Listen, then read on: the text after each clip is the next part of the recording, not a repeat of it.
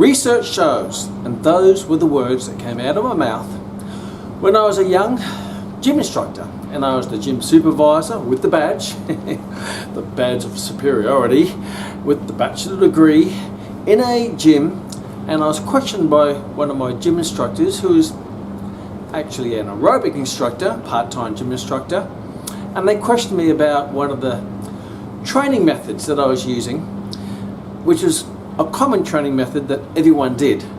And she came up to me, her name is Sonia, and she had this little article and it showed this little fit tip with a bit of research that stated and showed that what I was doing was not quite the best way to do it.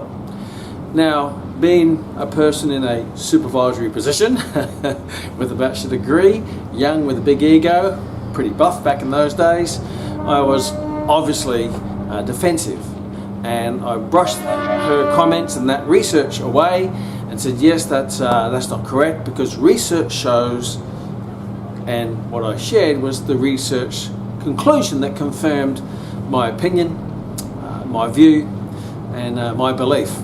And it was something which I had adopted and taken ownership from the general mainstream of training.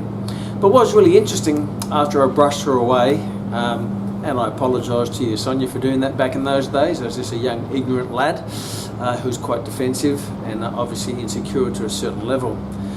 But after that, I started thinking what I said. I said, research shows. And I thought to myself, what research? At least she actually produced to me a piece of research published by a scientist, and I just brushed it off, said, most of the research shows this, but I actually didn't know what that research was. So here's a great question. When someone says research shows, does that really show, or is that just something that they're saying to defend or confirm their view, their belief, their opinion, whatever it might be? And that really triggered a curiosity in me to no longer to just say blatant statements that are not proven, and I don't know, I don't understand, I'm just saying them because everyone else is saying it. What's interesting is when I actually dug into the research based on the training modality that she questioned, I found that I was not correct. Yes, I was not correct, because there was some research back in the 1960s, but all the research since then, a good 90% of the research since then, had actually shown the opposite. But because it had been adopted by the industry as a whole and everyone's beliefs, and that's what the bodybuilders did, and that's what all the gym instructors did and the trainers did, then everyone just believed it. So just because people say research shows, that does not mean that it actually shows. So we're going to ask you to not necessarily just blankly believe other experts or industry mantras or what is generally accepted in your profession. If you want to do this, be an exercise professional for the rest of your career, the rest of your life, or it's an area that you're really interested in, that's really important to you, then how about you start digging a bit deeper into some of the statements that you believe, maybe not necessarily the ones that people say to you, but maybe you start with the ones that you've been saying to other people as a good starting point to say, hey, I say all this, but is that really true? Because there's lots of things that we say in this profession, whether it becomes to nutrition or training and the guidelines, and this exercise is better than that exercise, or when you should eat and how you should eat and how you should train and how many reps you should do and how many days a week you should train and how fast, and it's endless. And we make all these suggestions based as experts, giving expert advice, but can you actually justify what you're saying? So if I ask you, well, why are we doing this, and what research shows that, and where do you get that, and what's the anatomical physiological reason for doing that? And when I was confronted with Sonia, even though I brushed her off thinking that I got away with that, I didn't, because in my own head I thought, well, the easiest person to fool is yourself, and I just tried to fool myself by defending something which I had no deeper understanding about. So today's session is all about looking at research and what people say, and giving you some tools to evaluate your own advice that you give out, look at your own opinions and beliefs, and even go into the research and what actually makes up research, because a research study shows something, that does not necessarily make it true, because research many times is conducted to answer a question. And what you find is that many times going through the process of researching that question, you come out with a partial answer, but you come up with another 20 questions which are now unanswered. And in my journey, I went on to do my master's degree, and in that part of my master's degree, I did it by research thesis. So I actually studied elite athletes at the time in an area of training and high performance. And from that, I ended up publishing in internationally recognized scientific journals, peer-reviewed journals, my research with my co-author, Professor Robert Newton, who was my supervisor at the time. Hi Rob, if you're watching. And I learned so much in that journey, and I realized that how confined and misleading research can be if you don't understand how it works, and particularly in the interpretation of research. So let me go through basically how research operates in our field, the exercise and fitness and health area. And obviously research in different areas are going to be conducted in different ways and different types of research. You can do training studies, which I did, where I got groups of people and trained them in certain ways and compared the results that they got compared to other groups to establish which is the best training method. That's what I did. You can also have epidemiological studies where they just study big groups of people, like hundreds of thousands of people, and look at differences in these people and how they live or how they eat and how they train and just observant changes between different population groups. And there's also intervention studies where you put a nutritional intervention into the process of a group of people and see what actually happens. And there's lots of other types of research as well.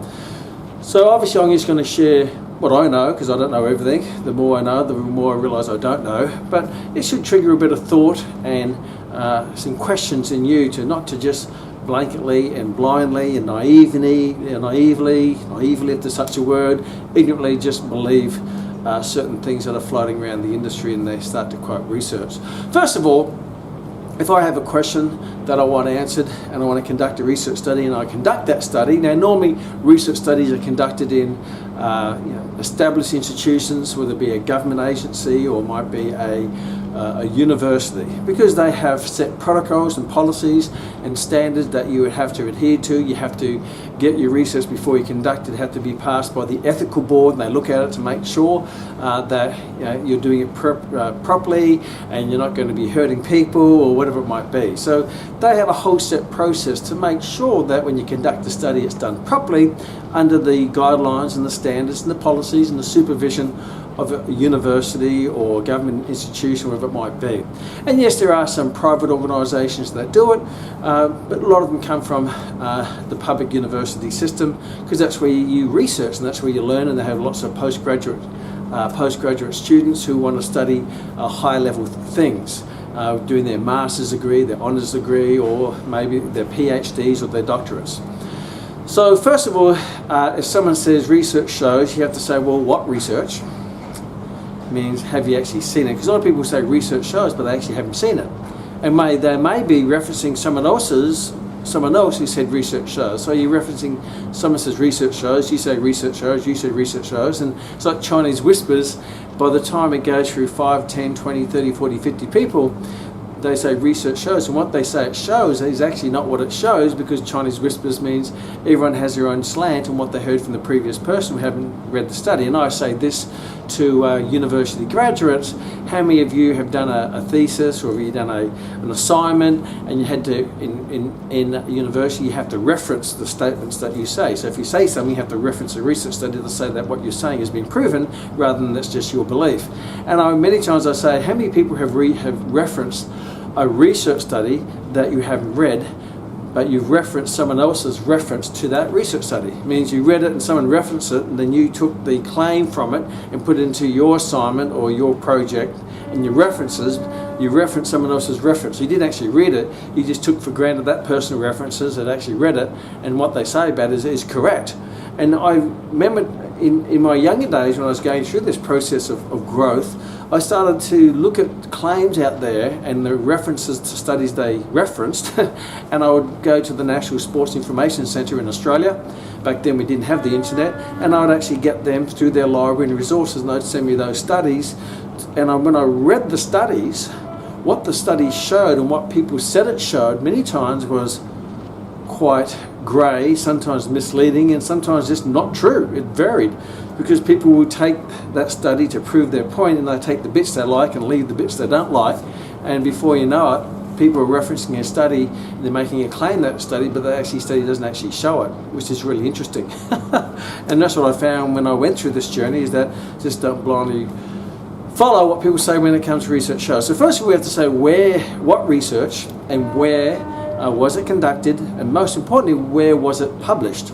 So was it published in a peer-reviewed scientific journal, or a recognised scientific journal?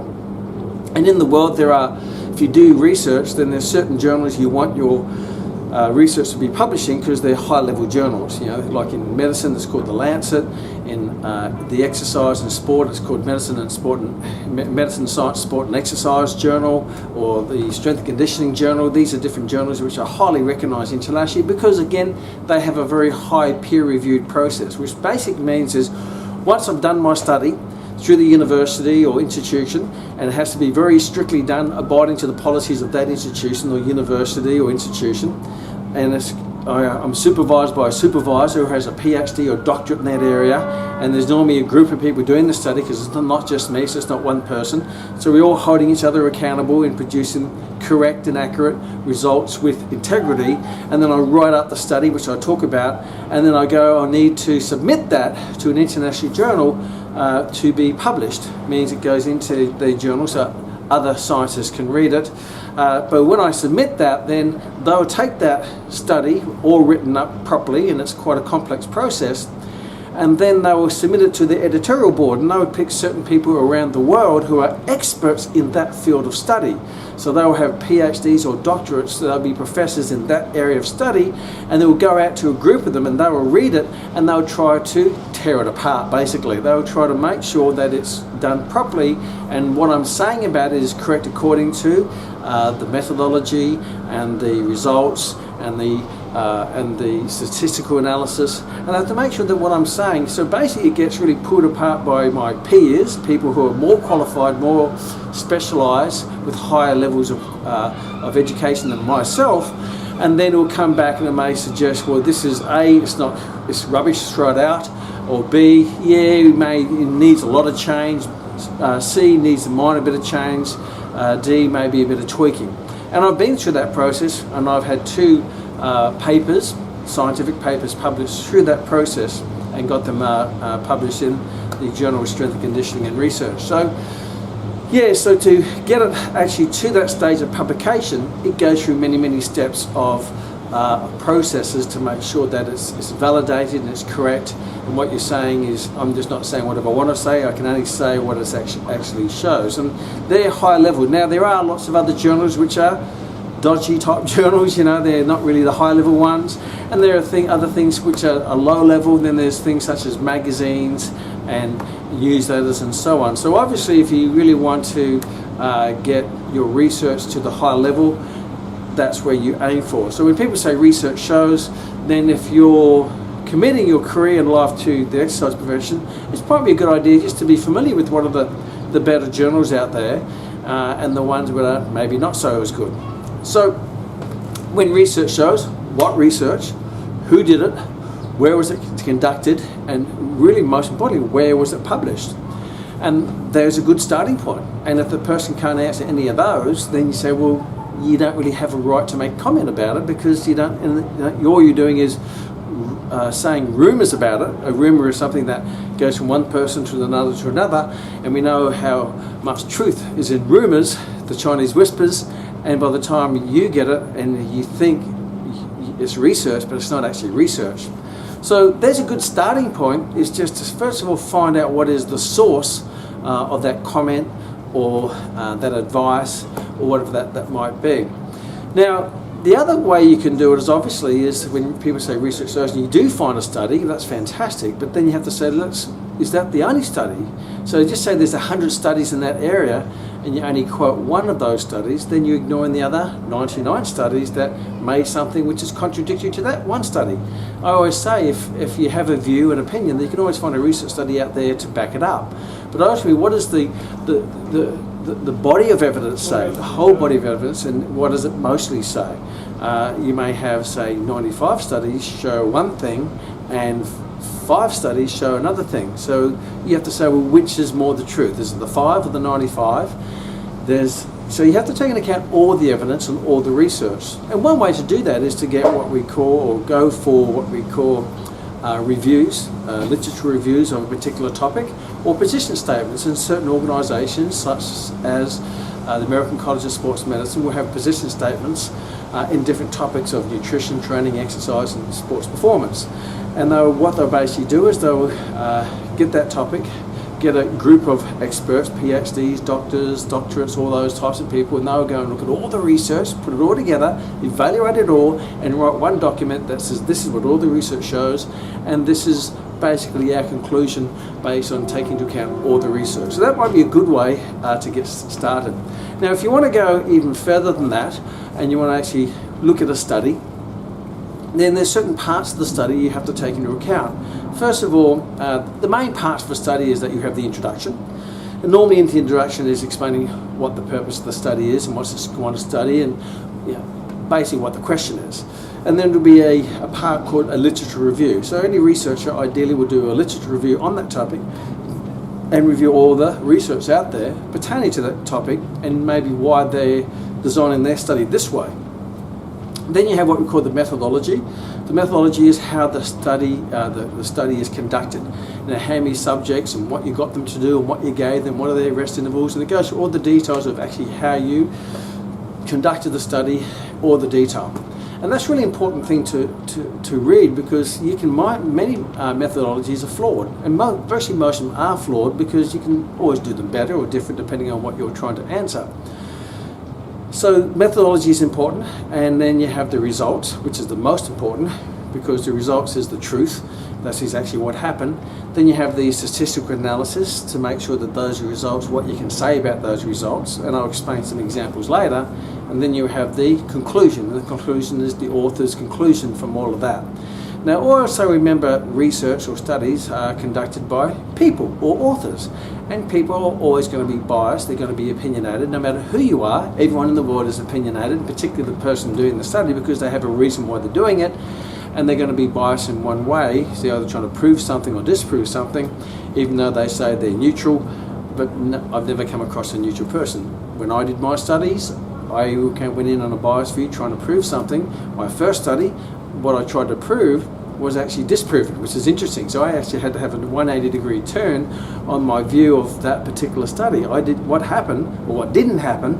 I expected something to happen, but it didn't happen. But it happened on the other group, which wasn't supposed to happen. I'm like, oh my gosh, now all my beliefs were turned upside down. And even as a person, as an author, you have to be able to be prepared to switch that. And I've come across authors who've actually looked at the results, and then they've tried to tweak their conclusion based on their biasness, even though the results contradicted that. So even though what I'm saying is the conclusion and the introduction can be influenced by the prejudice of the author. Ideally, you read the methodology and the results, and that will give you the truth of any particular study. So when you've got that, then you can say, okay, some things to look for when you look at research.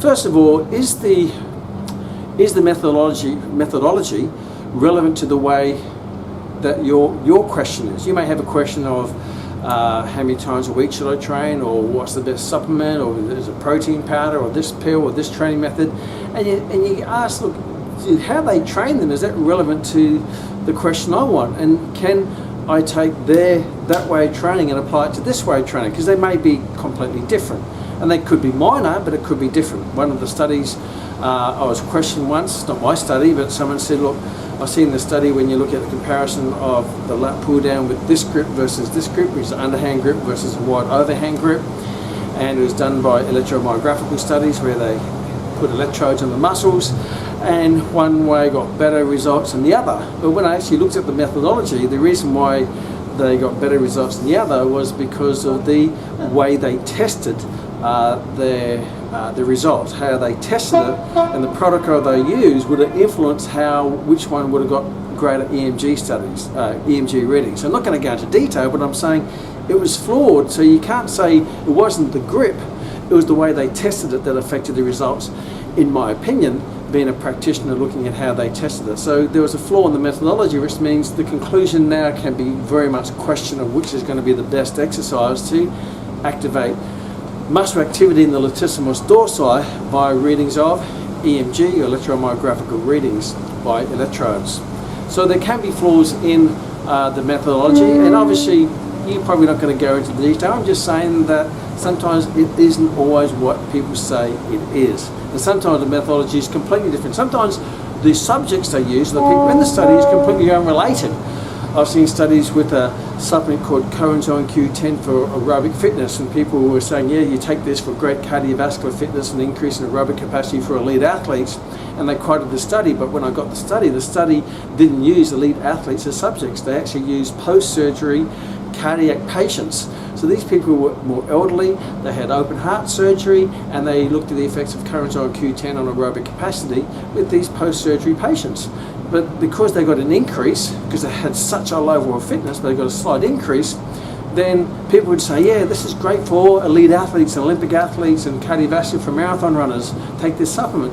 So the application of those results, the two groups, the subjects and the population who are using it, was so far distant, then one wouldn't have an effect on the other.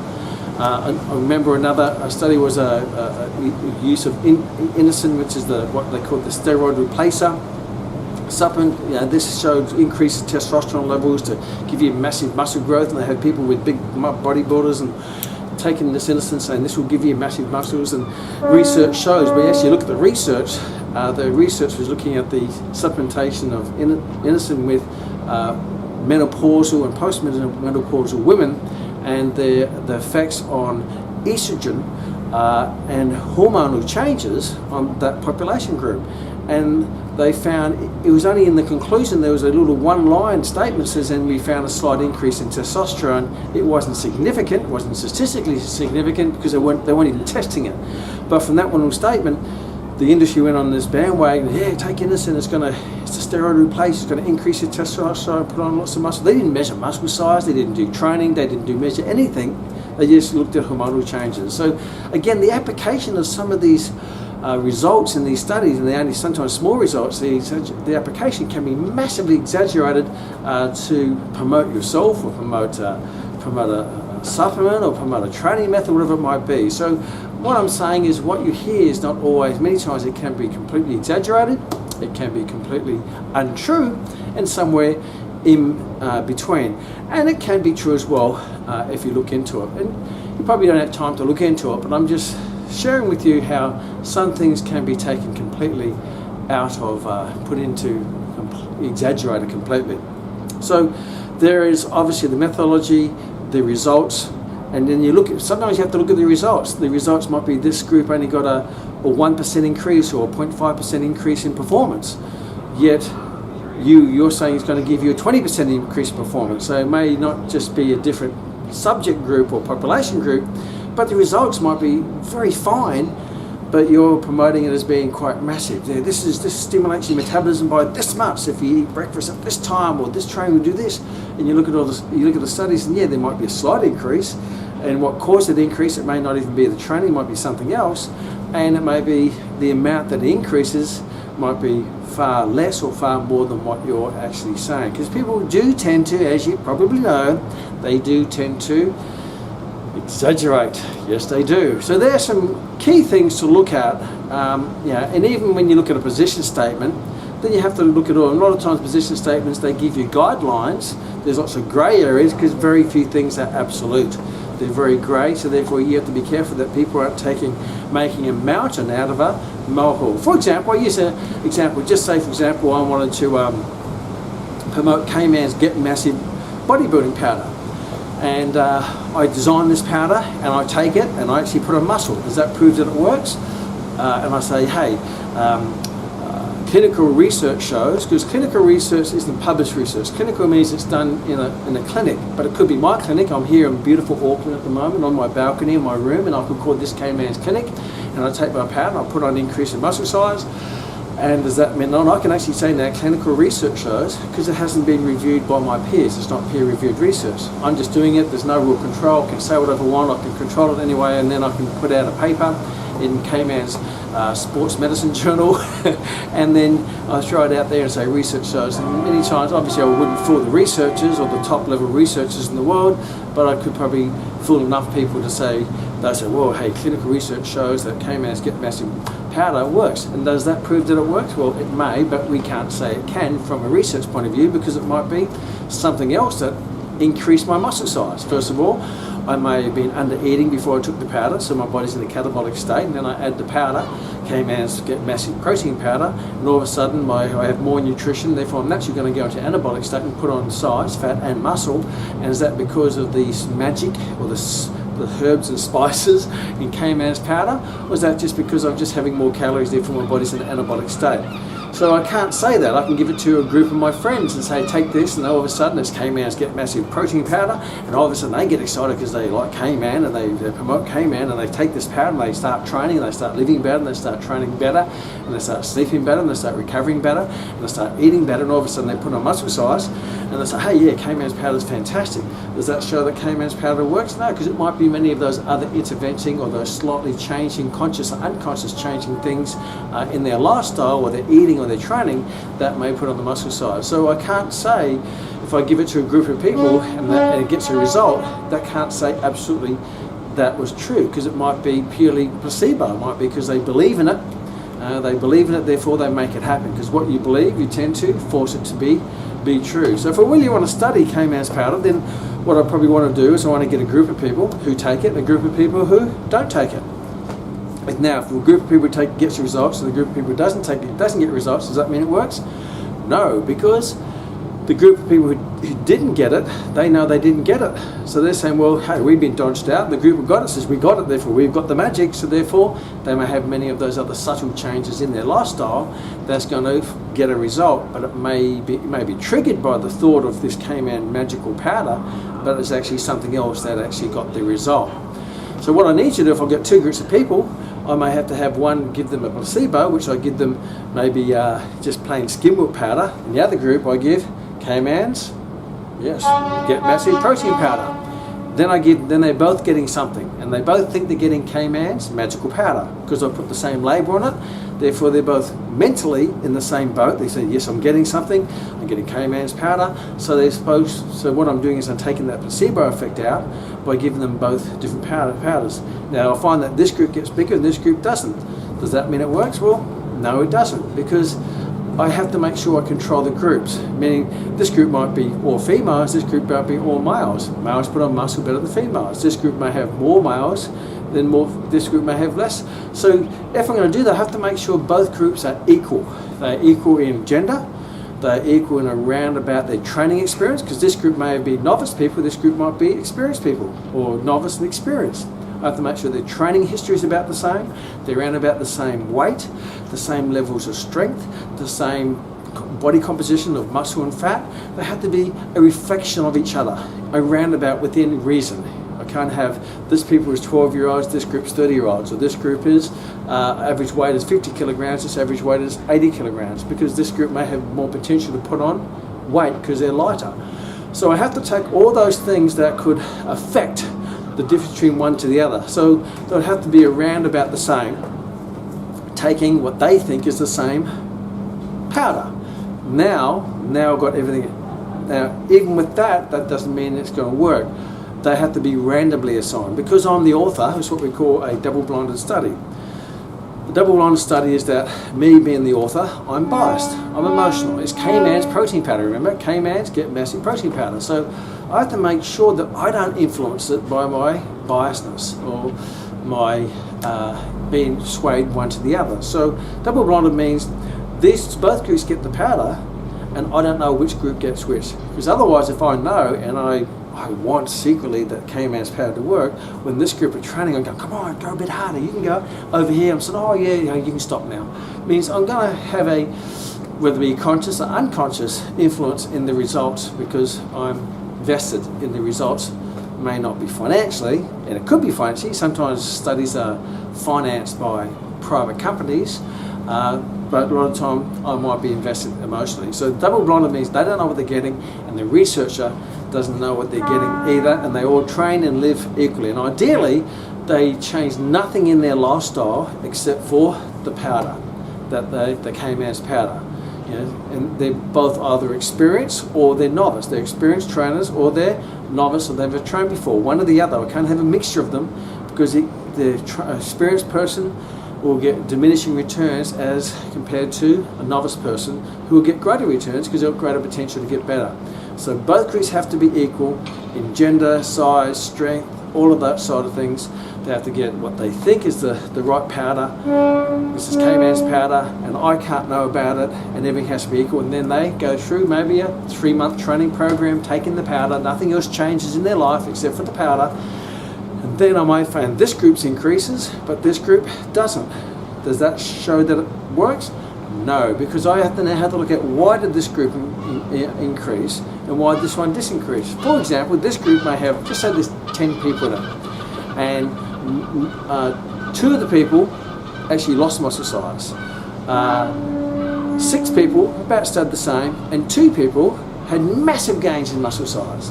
Or 1 person had massive gains in muscle size. So that massive gain on an average will, as a group, raise the average. So on the average, that group may have an increase of 1 to 2 kilograms, but most of the group didn't get any change. It's just that 2 of them got an increase of maybe 10 kilos each or 5 kilos each.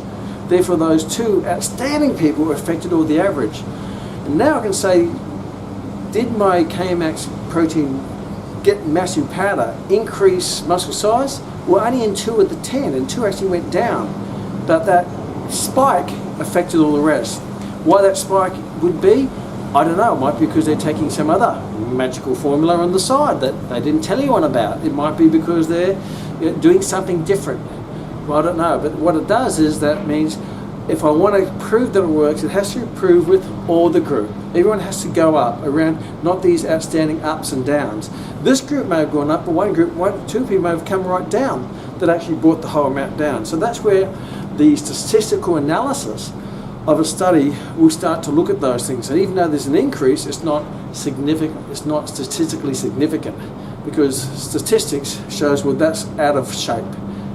You can't say that this increases muscle size. Kman's get massive powder increases muscle size, because there's a very unequal increase in muscle size for whatever reason. The reason doesn't matter, but to show that it works across the population, you have to show that it works across the whole group within a range, and it's similar. Everyone increases about the same. Everyone here stays about the same.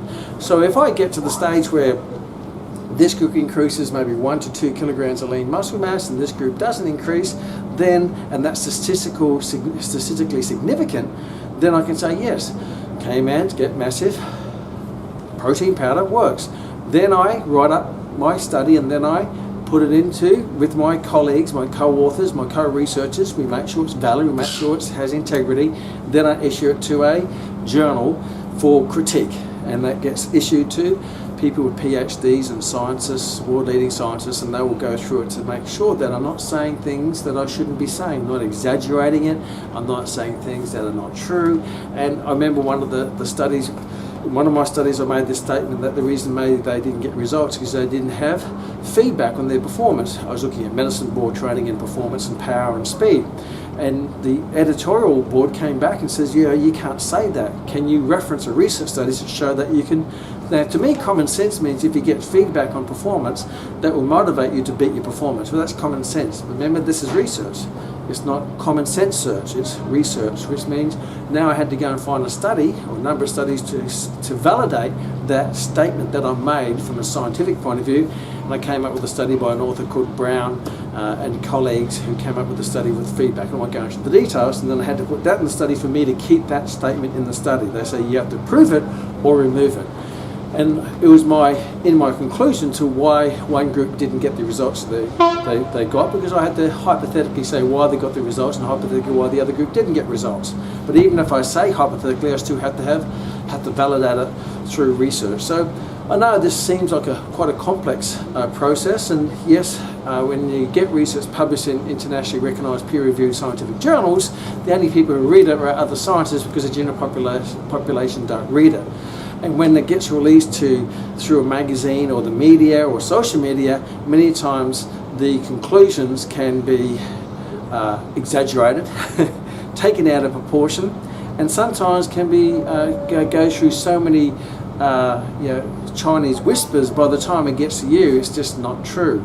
So my point being is, if there's a topic of area of interest that's really important to you, whether it be for your profession as an exercise professional, whether it be for your health, whether it be for your performance or your sport, whatever it might be, if it's really important, what I'm saying is, don't just take other people's word for it. Don't just just because they say research. Don't believe the news. The news is the views, because the views many times exaggerate stuff and only shows a small proportion of what the truth is, because most news are biased, whether it be politically biased or socially biased, whatever bias it might be. So take ownership of your own knowledge and gather all the knowledge.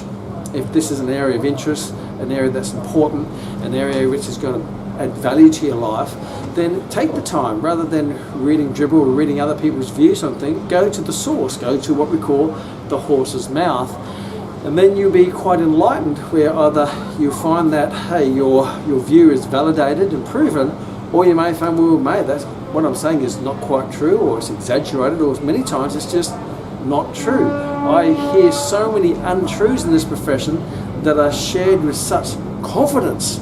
They're just confidently wrong, and sometimes they're very sincere, so they're sincerely, confidently wrong when they say things, and they will say research shows, and I know very much they haven't read any research, because they wouldn't know where to find the research. All they're doing is taking other people's quotes and other people's opinions, and they're becoming an expert in other people's opinions. So if you want to call yourself an expert is not an expert in other people's opinions. It's an expert in all the information that you gather and the knowledge that you gather from both sides and all sides, and you put it all collectively, and you come up with your own view, so you can make a proper recommendation with confidence that is closer to the truth than just taking other people's opinions. So hopefully that's helpful for you as an individual, as an exercise professional, to seek the truth, because the truth will set you free. See you in the next Kmax.